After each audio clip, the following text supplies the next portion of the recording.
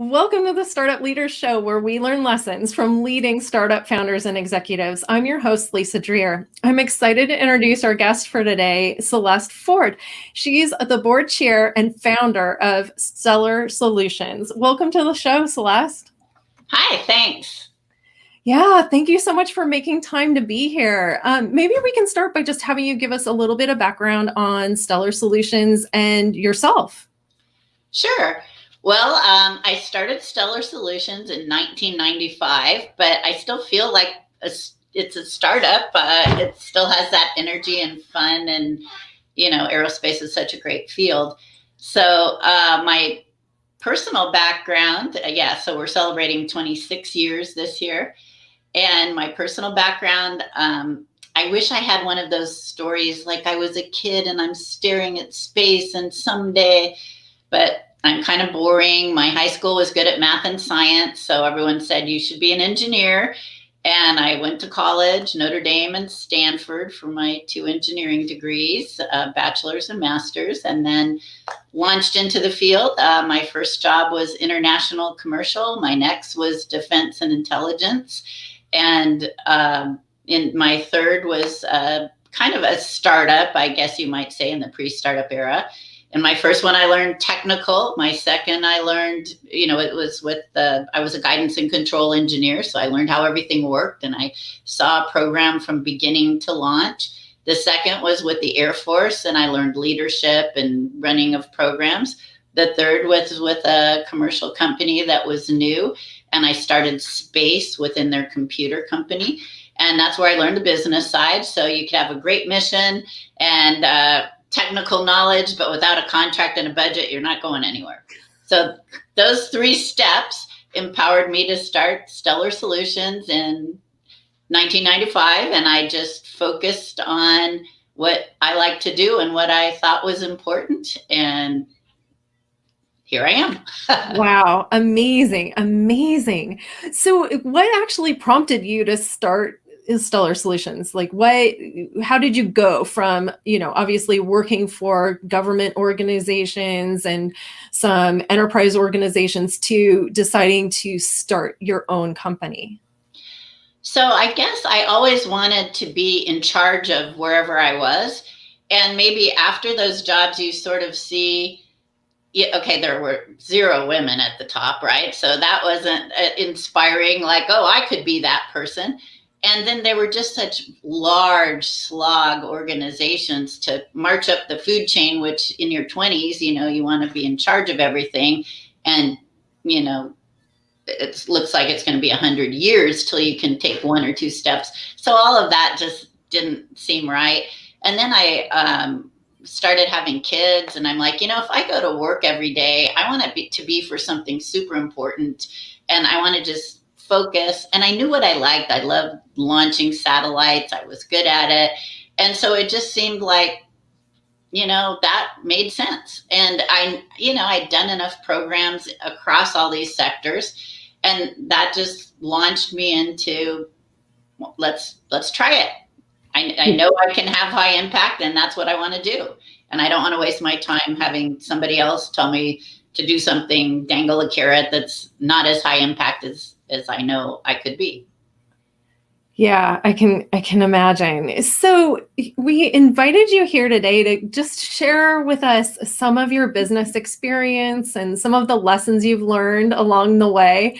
And I just want to start by asking you, what do you feel have been the biggest keys to your business success so far?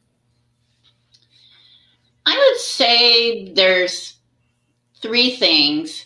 And the first is the most important, and that's having a clear vision around high impact, as I mentioned, and enjoying what you do. So when I started Stellar Solutions, the vision statement, before that was even a thing that we all go offsite and discover, I just had that, and I said it over and over and over again to everybody. And that was satisfy our customer critical needs while realizing our dream jobs. Over and over. And if you walked around Stellar right now, any geography, any person, they could all tell you that. that we are here to satisfy our customers' critical needs, not their 10th to most important thing. We're fine letting some other company write the document that no one ever reads. We're here to have high impact critical needs. And oh, by the way, you need to get up in the morning and love what you do. And you need to be accountable to changing your work environment or what you do and aligning your dream job with a customer critical need. And that is the foundation of Stellar, and that is the number one most important thing. And the second is that you need a consistent, repeatable way to hold people accountable to that. Like, you don't want to just hanging on the wall, some platitude that, yeah. So we have a inclusive strategic planning process where every single employee is engaged, and we have goals around what customers do we want to work for, that what should we be doing for our current customers, what new things should we be doing, and oh, by the way, what's your dream job, and how do you align with that? And for some people, it's, I want to get the heck out of Dodge and do something else. For others, it's, I want to stay here forever. And it actually ends up in the bonus plan of the employee. So it's not like a strategic plan where some people sitting in an ivory tower say, this is our company plan, and people are like, why? So it's like, we have a strategic plan, everyone builds it, and then it flows down to your bonus plan, and we look at it as the year goes on, and we change it because, you know, things change. But it all, the metric for success is it satisfying a customer critical need? Are you in your dream job? Or can you bring someone who that would be their dream job? So that's the second thing, the vision, and then a really accountable way to do it. And then the third is just a culture of helping each other succeed and being innovative. For us, we called ours crossing the boundaries. And being Stellar Solutions, we have the 5 points of the star. So we have commercial, international, defense, civil, and intelligence. And, you know, in each of those sectors, people build satellites and do things, either spy satellites or commercial comm. But just because you're doing that doesn't mean there's some nugget of information somewhere else that would help someone. So you'll see people reach out at Stellar like, I need to fly my satellite upside down. Has anyone ever done that? Yeah, over here, you know, here's what we could do. And so it's great for a customer because we call it buy two, get 200, right? So you've got these two Stellar people, but they reach back and get the other 200 and are able to answer questions like that. So those to me are the three most important things that I would say the keys to our business success: the vision, the strategic planning and accountability, and then the culture of helping each other and our customers be successful. That is just, that's amazing. I think that everybody would love to work for a company that has these values. So, wow, that just sounds really terrific. And I love that you've kind of connected that back to the incentive program as well. I mean, that just makes so much sense. And I think that's a missing piece that we often see. So amazing. In terms of just lessons that you've learned over the years, what would you say is the most valuable business lesson you've learned? I really think it's to focus on your customer critical needs. It's important to know what to say no to, as well as what to say yes to. And that's your guiding principle. Without a customer, you don't have a business. You really do need to understand that. I remember getting visited, I'm here in California, by a group of people at Stanford that were in, you know, an entrepreneur class. And they're like, well, what'd you do for your medical plan? And what'd you do for the, you know, and I'm like, you know, to actually start, you only need one thing: a customer willing to pay you for something. Once you have that, you have a contract, you have money, you have a business. So all the rest of that stuff you can figure out. But you really need laser sharp focus on the customer, their critical need. You know, maybe you could get something, but if it isn't critical, it's not going to last, right? So you want an enduring business. So Yeah. for me, that's the most important. And when anything goes wrong, it's probably because we didn't get that right. How do you define that business critical, how those business critical needs? So, you know, sometimes a client will come in and say, oh, this is really important, but how do you sort of wade through and figure out which ones are really critical and which ones are just kind of chasing after the next shiny object? Well, I think our strategic planning process weeds that out. So you cast the net wide and there's all sorts of ideas. Some people will say, well, my customer needs this. And, but we're touching the same program with 10 different customers, maybe. So you brainstorm and, as a group, you figure that out with your current customers. With the new customers, it's like, I remember the year we weren't working on anything related to Mars. And that was such a huge thing. It's like, we need to be doing something with Mars. Well, we could work for the government. We could work for a contractor. Who should we talk to? So, you can fine tune that in that process. And then, to me, it wasn't real. I said, if you can't name the closer, this is just a goal. It's not like reality. It's not something that can be in your plan. So if you couldn't say, I'm going to talk to so-and-so at this company about Mars and so-and-so at this government agency about Mars, then if you couldn't name the people, then it wasn't ready to be in our next year plan. And so it really just takes that kind of rigor. And you really do have to engage people who are on the front line.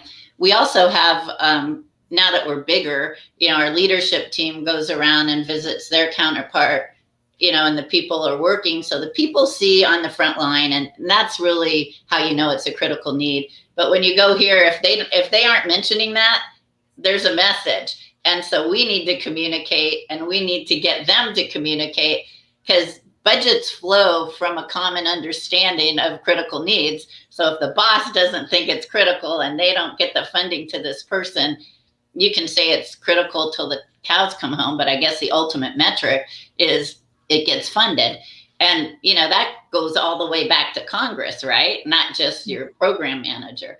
So our leadership has to, work at that level, Congress, the organizational leads. But the front line is where you really, really see, out in the field, what is being used and what's needed. Sure. So kind of bouncing off of that, knowing what you know now, if there was one thing you could have told your younger self when you first started out, what would that thing be? Honestly, I think I would have said, what are you waiting for? Start Stellar Solutions sooner.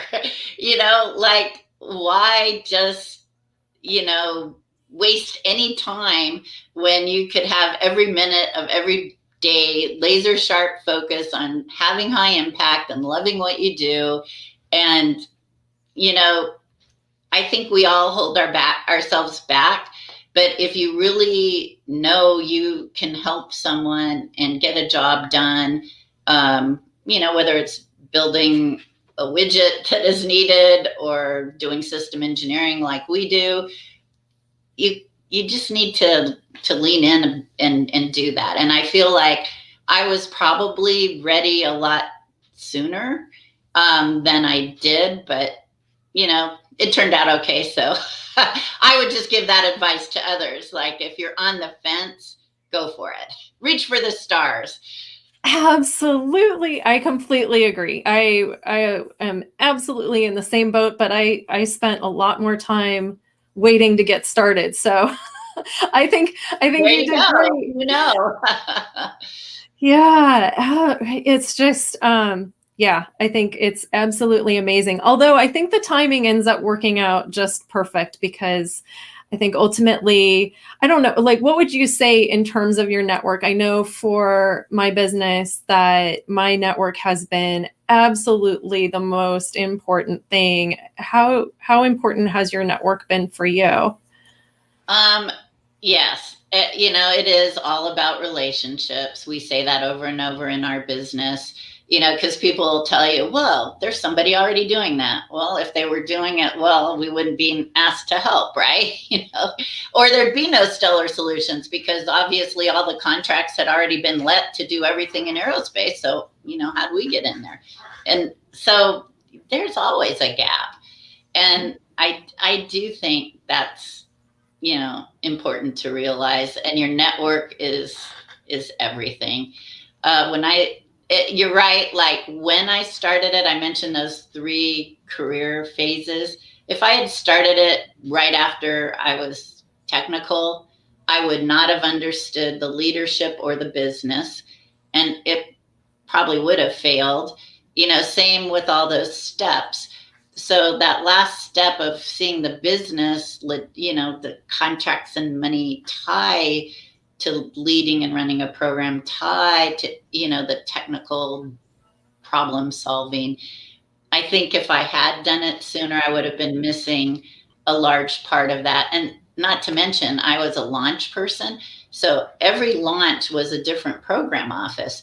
So, and the 5 points of the star, I was meeting, the leadership at the NRO and in the Air Force and at NASA. And, commercial back then was more countries doing things, or Intelsat. We didn't have, the startup ecosystem that we do now. So each of those, when I started Stellar, gave me that network. And there were people like for launch support, you're sweating bullets at 2 a.m. over some anomaly. You learn really quickly who you can trust or not trust.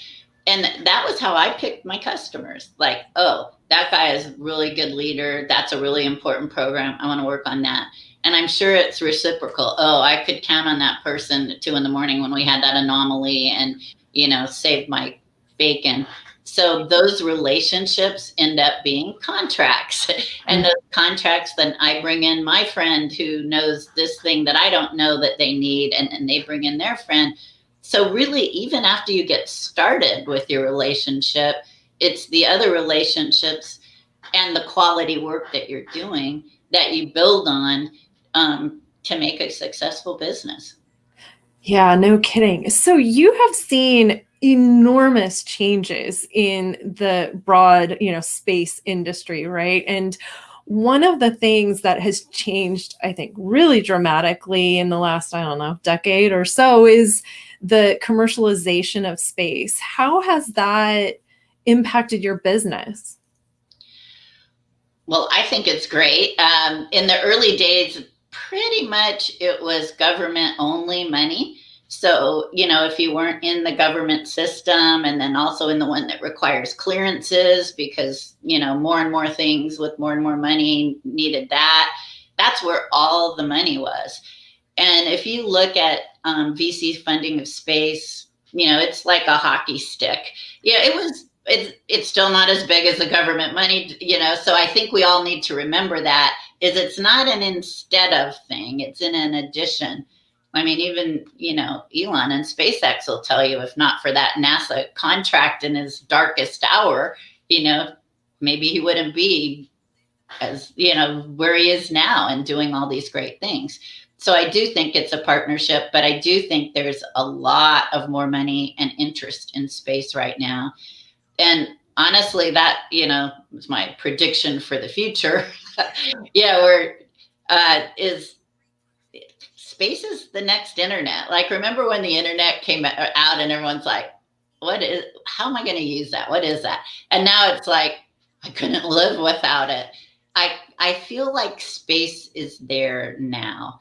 Like, there's more and more, because lately, especially, the companies that have been able to SPAC are now fully funded. You can get robust networks of launchers, space vehicles, this whole infrastructure that now anyone in any field can use. And it's now just really going to be who's creative enough and comes up with ideas to take advantage of this space infrastructure in any field. And so it does remind me of those early internet days. And I think as that continues, you're going to see more and more and more money flocking to space, because it'll be not just the space infrastructure, but the space applications. And finally, space is getting respect with all the exits you've seen with these SPACs and others. So I feel like that was kind of a minus, is there was commercial funding and VC funding, but you weren't seeing them make the 10x in 3 years like they were with software companies.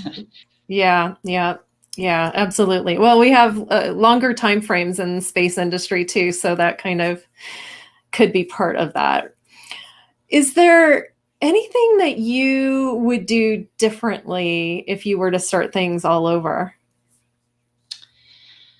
Honestly, I don't think so. I mean, you've caught me at the perfect time to answer that, right? Because I've transitioned out of the CEO role and everything's going really well without me. And I think when you start a company, that's kind of the hard thing is you're the single point of failure.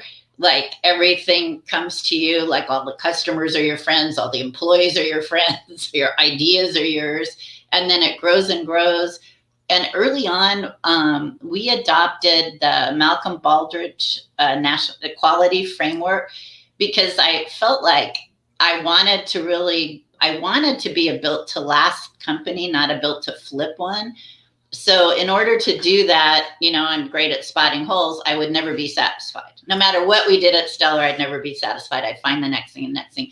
But I felt like there had to be something, and there were many things out there, ISO 9000 and black belt and yada, yada.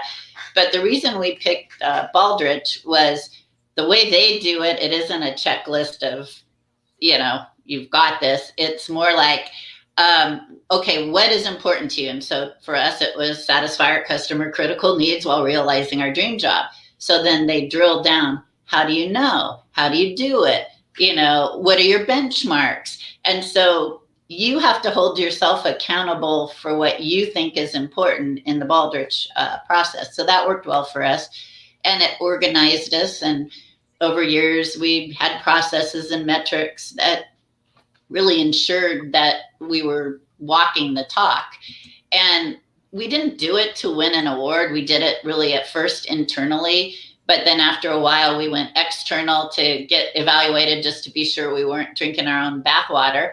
And we won the state of California, and then we also won the national award, which was a big honor because it started with Reagan, and there's only been like 100 companies, and now we're one of them.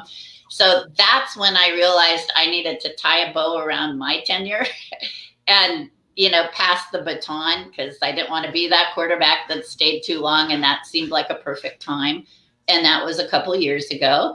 And my COO became CEO, and our leadership team evolved, and our succession planning evolved, which is part of the whole process. And, thank goodness I wasn't leading this during COVID. They were, and they did a great job. Timing's everything. So that really helped us. And, I just feel like, I don't know. I think we've built a lasting legacy, and that's all I could ask for. And I'm really happy. So I couldn't think of anything. And like you said, I know because I meet new employees that I didn't hire and new customers that I didn't get. And they all know about critical needs and dream jobs and being accountable. And it feels like Stellar's still the place, that I always want it to be. So I have no complaints. What an amazing story. This is just so inspiring. So I know we kind of got to your future prediction a little bit earlier. Anything else you want to, any other points you want to make on the one prediction about the future of, I guess, space in the case of our conversation? Is there anything else that you wanted to kind of mention along those lines? No, I really think that, the whole idea of thinking of space now as a fundable, a good investment. In fact, I didn't mention I started Stellar Ventures. Go figure, right? Oh. So I was doing angel investing for the last year, and we've done quite well. And now we're raising a fund because of what I just said. I feel like I was leaving deals on the table because I personally and my angel investor friends didn't have enough to support these really good things that we were seeing. And I have a built-in, I call it unfair advantage, right? I've got hundreds of people at Stellar Solutions that help with deal flow, help with due diligence. So I guess I'm putting my money where my mouth is on saying that I really do believe that there is a very strong future for space and the infrastructure and implementing a lot of really important things in the future, and we'll look back at this time frame as being, when it happened. And so, yeah, I'm excited. If any of you want to be part of Stellar Ventures, let me know. Wow, that is exciting. Hey, announced here. Well, I don't know if it was announced here, but Yes, we haven't, we just started switching from the angel investing to the idea of raising a fund. So you wow, heard it first. that is really exciting. Oh my gosh, that's amazing. So, any projects that you can talk about at this point, or not really? We've made a few investments that, I know are out there and needed. Skyloom and optical comms is one. Zona Space on the future PNT GPS. Satellite View Future IR. We've got Breach Bits, which is a cyber play. So we're doing space security and transportation. And we have a robotics drone that goes through warehouses. So a lot of interesting things. Green propulsion. So it's just amazing all the great ideas that are out there. Absolutely. Oh my gosh, that is just so exciting. Well, I really, oh my gosh, I feel like we just need to start the next conversation. So, I would love to have you back in a while, and maybe you can talk about some of the other ventures that you're working on, and we can dig into that a little bit, because I'm so excited to continue to to continue this conversation. But really, I just want to thank you so much for making time to be here today. It was such an inspiring conversation, and I really hope you will come back and join us again in the future. Thanks so much, Lisa, and congratulations to you for being an entrepreneur as well. Thank you so much.